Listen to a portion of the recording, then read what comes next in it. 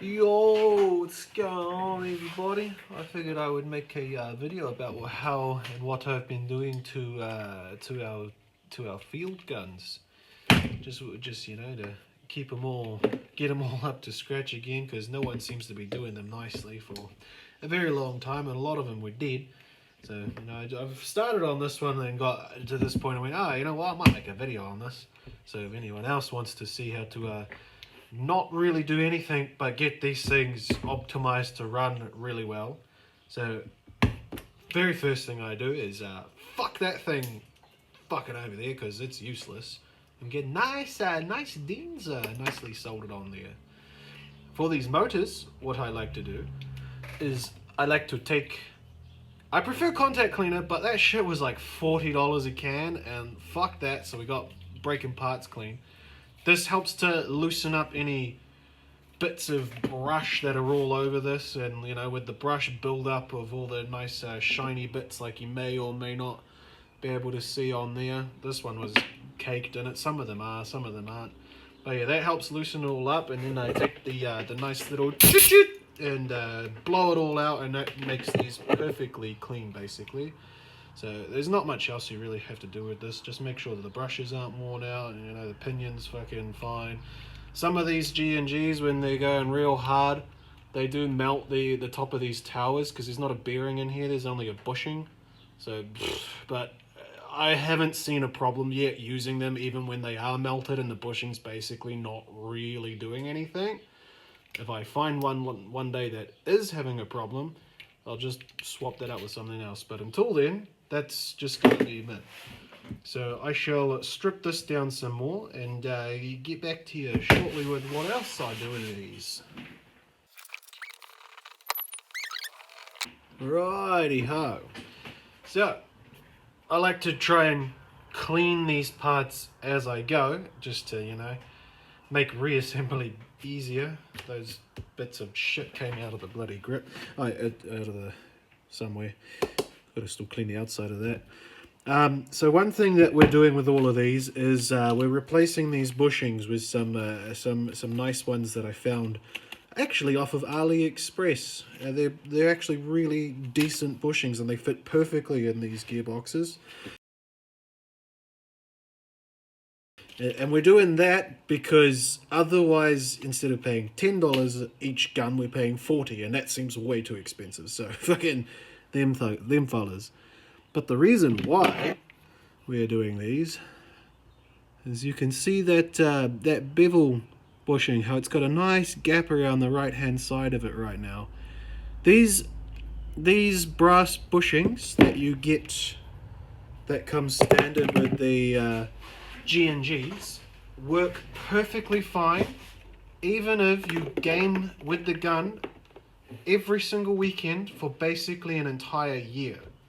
Once you've got to that point, and then these wear out enough to where the gears start leaning over and rubbing on each other as they cycle and start producing noise and wear and chip off the teeth faces, that's what happens with them. But because it happens around a year or so of average gameplay with it, G&G don't care and New Zealand retailers don't care, because that is your warranty period. It's through the warranty period now. They don't care. G&G have actually, with their new stuff, gone to steel bushings, which I assume is going to be a way better than these things. But these things work perfectly fine for that time period. And then it's like, oh, well, you fucking got to do something about it. Yeah, so there's a couple of things I check on here before I pull them apart. That's mostly all I check, is just that wear, but I check for anything abnormal. Like, I haven't found any cracking yet. I think these ones aren't too bad with cracking. Supposedly the older models used to crack a lot in the US, but I think that's just a US problem, because those buggers like their guns shooting way hotter than they should. And the older ones probably had a heavier spring in them, which would bust the front off. I haven't seen one crack here. So, there's fucking one thing for peace of mind for you fellas out there with the older ones. Yeah, I guess I'll keep cracking on with this thing.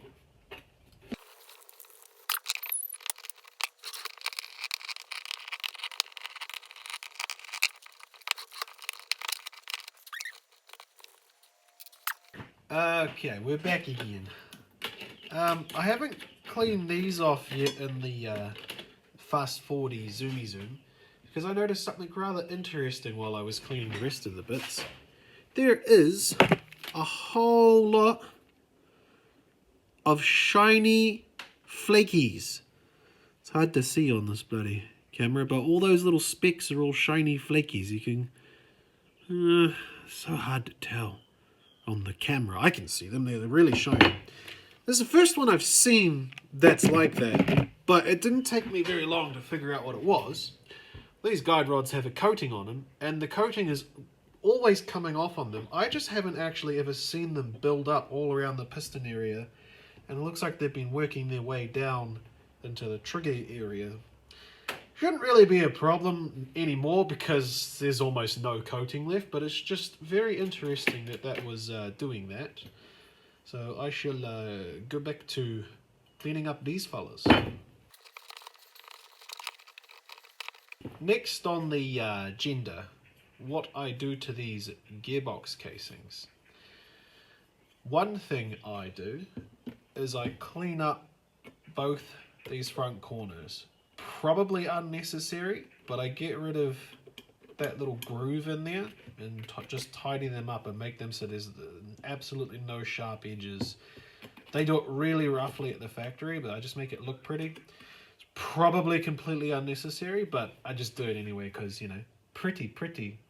The other things that I have found that we need to look out for on these, just G&G shells specifically, is if I get up nice and close again, two things you have to check. Their castings are not the best. So if you can see that little mark there, that's a high spot in the casting. I don't know how they cast these, if they're cast with like sand molds or something. I would assume something else. A sand mold surely would only get a couple of one shell or two shells. I don't know. However they make them anyway, there's probably an imperfection in the casting because I find these all the time in the mold. I find those little things all the time. The other thing that you look out for is the exact same thing, but where the bearings and bushings sit. As you can see, there's one right there. There's another one right there. So this has two on just one. Those are completely random. They're over any of them at any point. These are not very tough. So what I do is I literally just take any flathead screwdriver and you can kind of just cut them off with the flathead. This one here is quite large, so I might have to give it a little love tap if I can get it locked on there.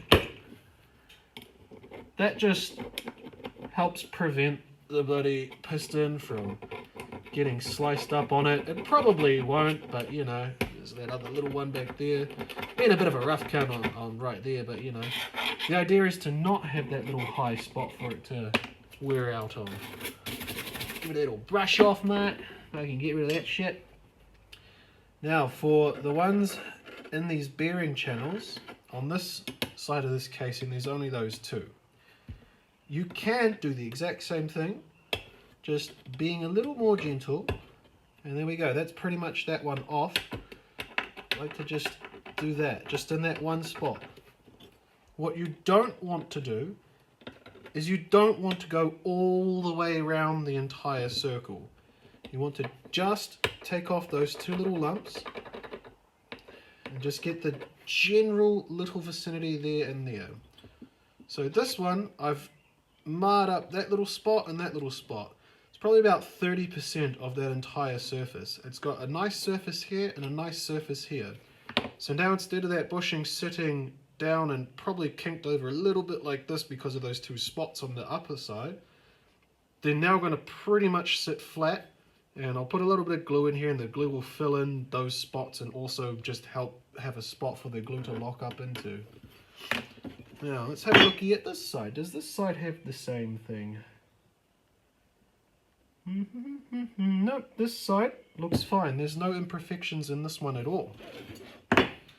So I will quickly give these a little file, and I just do it by hand with a nice little rat tail. I don't normally do it over the bench here because filings get all over the bench, so give me a second. Right, the other spot that I forgot to mention just before is I've already gone and done it, but I like to file off that little ledge that just runs up the side of here. I've had one of these guns that I was doing that as this was rotating, the casting might have been a little bit too far this way, and I was just touching that little ledge on there ever so slightly. So I just like to remove that edge now, and that little ledge there, and just, you know, delete the problem. It's fucking sick, you know. Okay, things I have noticed with this one. What was it? No, that's fine. As you can see, or maybe not be able to see, I don't know. I hope that's still recording. It was Buddy giving me some battery dead warnings. As you can see on here, these gears, the faces have actually been rubbing it on each other. This one is not terrible. I haven't seen a lot with rubbing here, but that's got whirly marks all the way around there. I have seen these pins here that pull back the tappet protrude out the back of these gears. My gun, before I made it absolutely off its fucking chain and made it mental and crazy, my one was actually protruding so far that it was wearing on this gear a lot. Like there was like 5 nice little shiny spots from each cycle that it was doing. These 18, I don't know if it's different with different ratios, but on the 18:1, there's basically like 5 different positions that the gears will sit in that I have noticed. Yeah, so I always come with a file. This one is probably one of the only ones that are not protruding. But generally what I like to do is just give that a file until you can see that it's definitely flush. And that one is actually flush. That's one of the only ones I've ever seen that I've pulled out of a G&G that is flush. Helps a lot with all your shimming and everything like that. Now, the next thing I kind of like to do, I check these when I pull them out of the gun, is our triggers. Some of our guns are starting to do full auto on semi. The main culprit for that, I believe to be people pulling the trigger. They're not pulling the trigger, they're like, just like fucking limp wristing, soft cock pulling the trigger instead of like actually pulling it, which I'm resolving by modifying these. But what it's actually doing is where the cutoff lever acts upon these triggers, it pushes up on that tiny little point over there, and that tiny little point wears out. This one's not too bad, but it won't last much longer, so I'm going to replace these contacts. What I've been doing with the ones that aren't too bad is I've been filing off this trolley. That means that there's less meat at the front of it, so it will not contact the contacts in here at that point. It will contact it at that point, meaning the trigger has to be pulled further forward to actually fire, or further back to actually fire the gun, which means that the shuttle will be further forward, which means in turn that the cutoff lever, when it is cycling, instead of acting on it there and just catching the edge, it will act on it there, and it will have a much larger area to catch it. So that hopefully the ones that are still modified and still running, hopefully it doesn't wear the tip of them off as quickly. Oh yeah, so we're going to have to swap these ones out. I have in my tack box of parts, tackly doodly box of parts, I'm going to try these ones out. I haven't fitted these, but I've just like looked at them and tested them. Good old AliExpress again.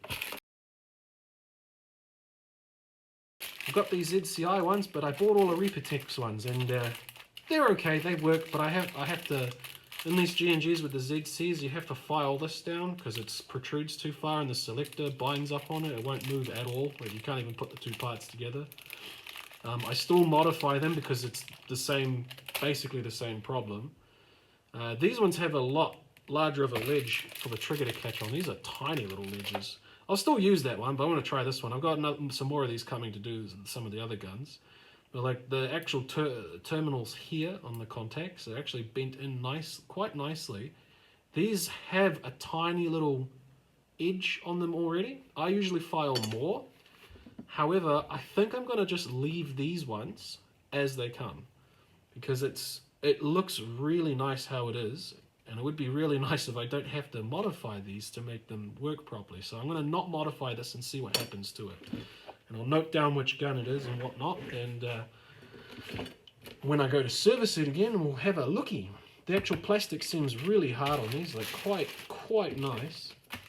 And we'll put me box of tack parts away over there, out the fucking road. See you later. And these motherfuckers, these fucking useless things. What? They fucking gone in the bin. Bugger them things. I'm gonna crack out the good old iron for this one. Ha la la la la la. This is gonna be a fun one. I might also fast forward this section too, because fucking soldering. If you don't know how to solder, don't touch a soldering iron. There you have it. Some very nicely soldered on contacts. Beautiful, beautiful. These, I really like G&G wires as well. They just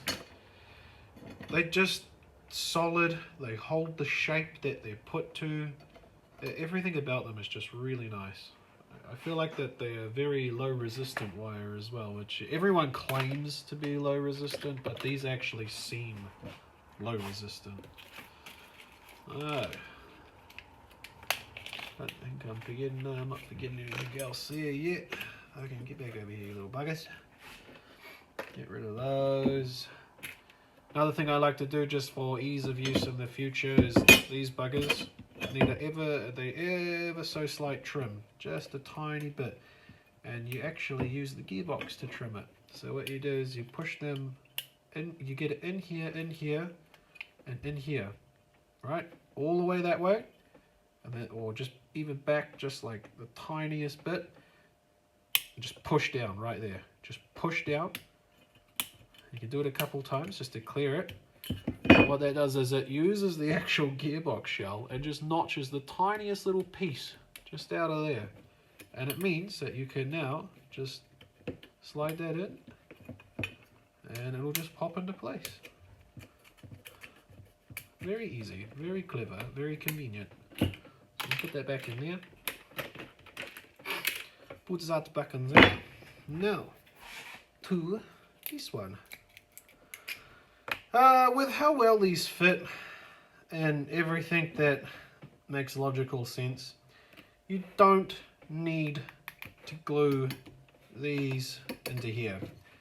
I like to glue them in just to make shimming easier, because then they don't fall out while I'm shimming, and that's a pain in the bum. So, you know, we'll get the fucking glue to go down there. And we'll put a couple 3 dots in there, spread the glue around with your tool. You really don't need a lot of glue, and this is not the best glue for doing this. This glue is a super glue, and everyone recommends a super glue, but this super glue is a little bit brittle. There's a fancier one that I found out about. I can't remember the name of it. I think I have a window open on my browsers that's a lot better and handles shock a lot better, but this is not a shock absorbent glue. However, it seems to run fine. I've stuck not sorbo pads, fuck those things. I've stuck actual chunks of hard rubber onto piston heads. Piston heads? No, cylinder heads. And they haven't come off yet. That's actually in my personal gun. It hasn't come off yet, so you know, there is that for a food for thought. But when this runs out, I'm going to buy that fancier glue. It's a lot more expensive, but for glue, you know, just a little pot of super glue is like 40-50 bucks or something. But you know, gotta have the fucking best, mate. You just gotta have the best, or it's just not fucking good enough. Nothing fancy with these. Nothing fancy at all. We'll just send a bit of glue. That's that one that I took the little... They're not burrs, but imagine them to be like a burr.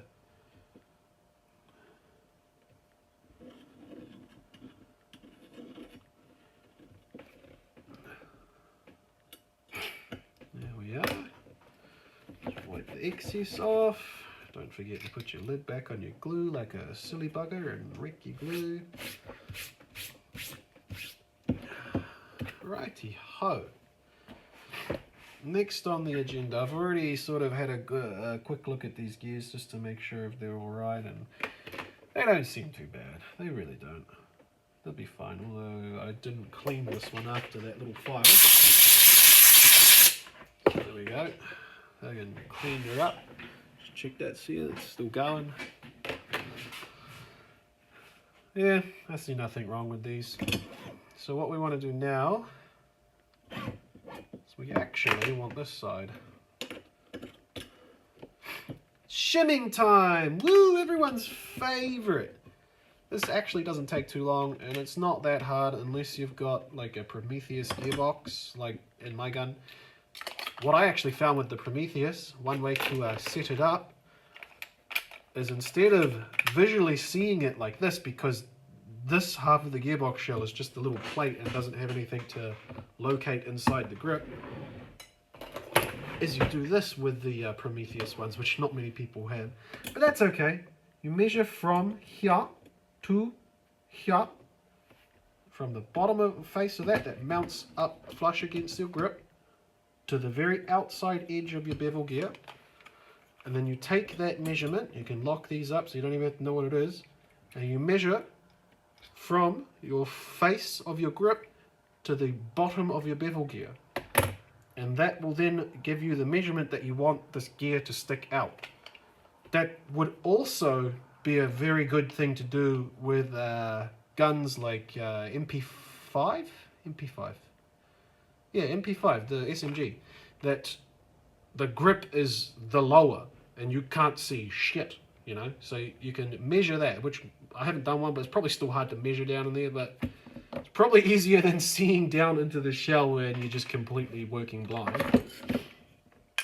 Yay, what is it? I fucking digress. Whatever, who gives a toss right at this point? Right, here we go. We'll get some screws in this grippy grip, and we shall check our heights. I might just fast forward or skip through this bloody shimming process, because this is not really a shimming guide, this is just me shimming, so I can see you shortly.